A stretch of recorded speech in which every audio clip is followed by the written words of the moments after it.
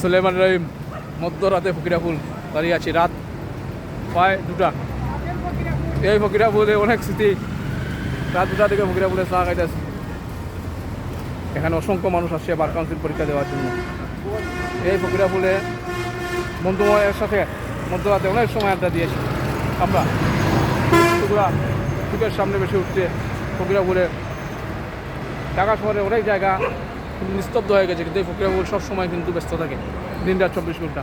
আমার কিছু চা স্টল বাইরে চা বিক্রি করতেছেন, ওরা মধ্যরাতে পুলিশ বাইরেও বিক্রি করতেছে।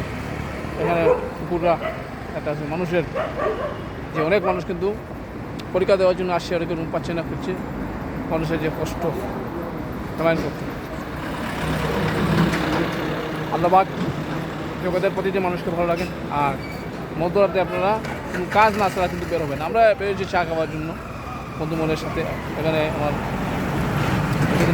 শৈশবের চার সাথে খাদ্য হবে, জায়গাদের সাথে দেখা হলো।